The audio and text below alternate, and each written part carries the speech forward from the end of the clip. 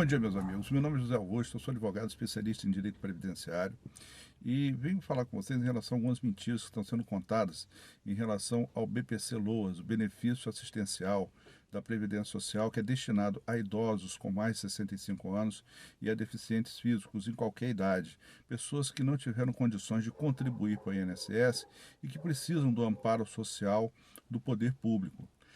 Essas pessoas estão sendo atacadas por mentiras veiculadas aí por pessoas de alguns órgãos governamentais ou até mesmo mitos, né, que são contados em relação ao benefício e que a gente vem aqui para poder desmistificar isso, para poder tirar essas mentiras, esses medos da cabeça das pessoas.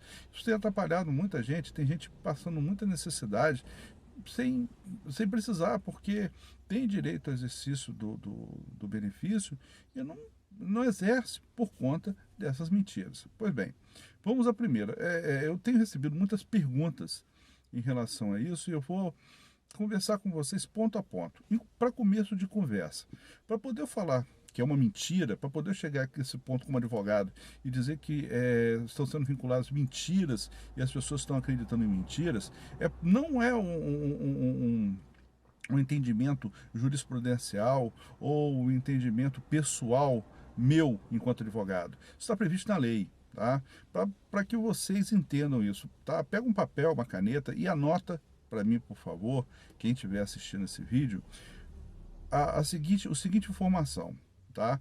Parágrafo 14, artigo 20, Lei 8742, que é a lei do LOAS, tá? Você anota, por favor, porque essa informação é muito importante. É de lá que vai surgir toda a desmistificação dessas mentiras que eu venho aqui tirar da cabeça de vocês, né?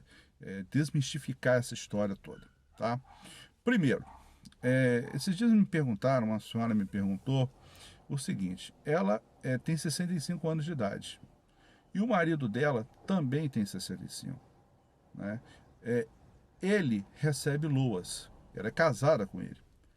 E ela me perguntou se ela tem direito a requerer o LOAS, porque disseram para ela, num determinado órgão governamental, de que ela não poderia ter direito ao LOAS em virtude dela ser casada e ele já recebeu um LOAS. Isso é mentira.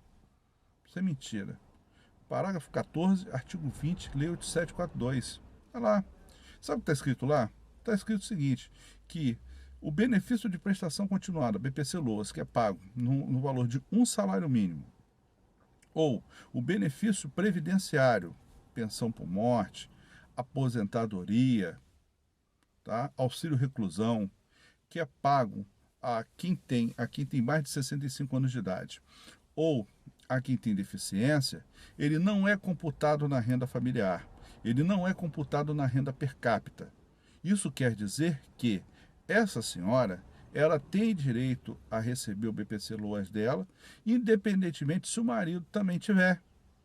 Por quê? Porque o LOAS dele, ou a aposentadoria dele de um salário mínimo, por ele ter mais de 65 anos, não influi no cálculo da renda da família.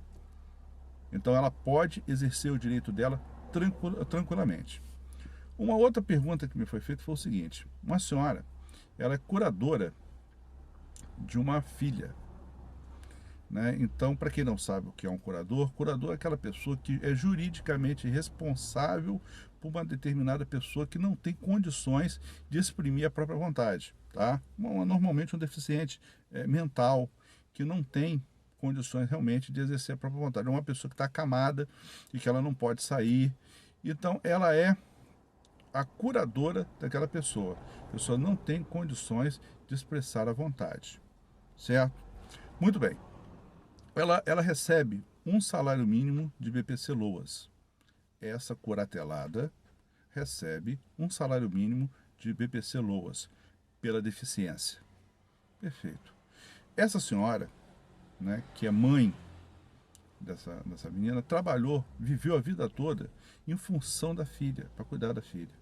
E chegou agora aos 65 anos de idade. Ela nunca contribuiu para o INSS. Ela nunca trabalhou, porque ela teve que cuidar da filha, ela teve que manter os cuidados da filha. E ela não tem pensão por morte do marido, não tem esse tipo de recurso. Enfim, disseram para ela que ela não poderia ter BPC Loas, afinal de contas o benefício estava sendo pago, né, da curatelada, da filha, em nome dela. Isso é mentira. É mais uma mentira que foi contada. E olha só, uma mentira que foi contada por uma pessoa idosa, 65 anos, né, que cuida de uma filha deficiente. Né? É uma coisa cruel. Vai lá, parágrafo 14, artigo 20, Lei 8742. E olha, para você ver o que está escrito lá. Pois bem, a curadora é uma pessoa, a curatelada é outra. Então, o benefício que é pago à curatelada, aquela pessoa deficiente, ela não entra no cálculo da renda familiar. Por consequência, a curadora, com 65 anos de idade, tem direito a requerer o LOAS, sim. Tem direito a requerer o LOAS. Muito bem. Uma outra pergunta que me foi feita. Uma senhora casada, o marido recebia uma pensão, ou melhor, recebia uma aposentadoria de um salário mínimo, e ela, né, pleiteou o LOAS e já está começando a receber o LOAS dela.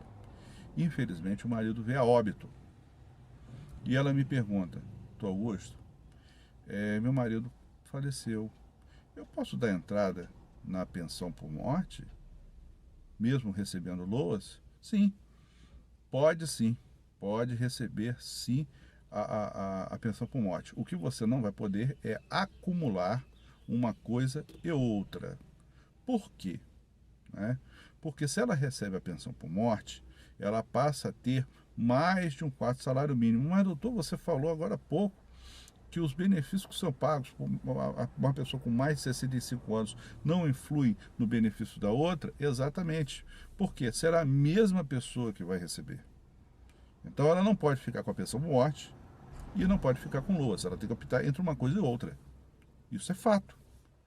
Mas entre a pensão por morte e o LOAS, é muito mais vantajoso para ela ficar com a pensão por morte. Afinal de contas, a pensão por morte paga o 13º. No entanto, enquanto ela não receber a pensão por morte, ela der entrada no processo, o processo for analisado, ela continua a receber o LOAS. Quando o processo de concessão do benefício for devidamente processado, devidamente tramitado no INSS e houver a concessão do benefício, aí sim o próprio INSS faz o desligamento do BPC Loas e inicia o pagamento da pensão por morte. Perfeito? Muito bem. Vamos a uma outra questão. Digamos aqui, agora eu vou dar um exemplo, só para que vocês possam entender no tamanho da coisa, como é que funciona. Né? Digamos que um pai seja curador de um filho deficiente. O filho recebe LOAS. O pai tem mais de 65 anos e requereu LOAS para ele. Perfeito. Ou uma aposentadoria para ele.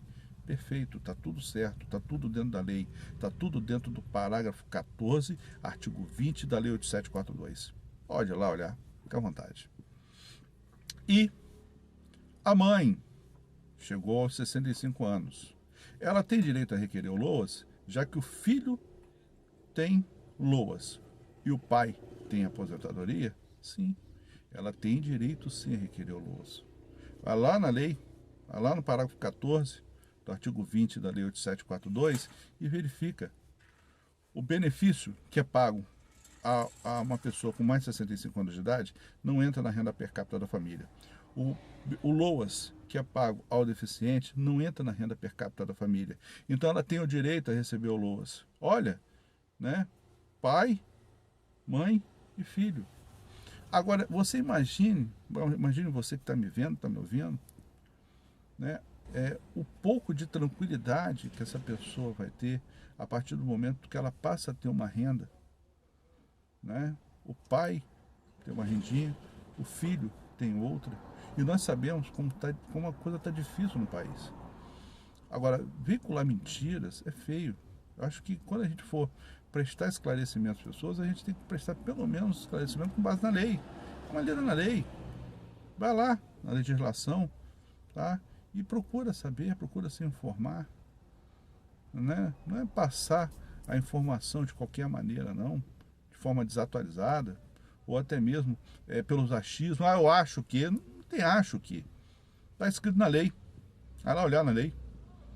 Ah, e você, meu amigo que está me assistindo, você passa a informação para as pessoas, leva esse vídeo, compartilha, leva lá para o seu vizinho, leva lá para os amigos do bar, leva lá para os seus colegas de escola, porque às vezes tem um avô ali, tem uma avó, tem uma pessoa deficiente que está acreditando nessas mentiras que estão sendo veiculadas aí e não estão exercendo o próprio direito. Detalhe, tá? Todos os pedidos que eu falei aqui podem ser requeridos, nenhum deles atrapalha o outro, não.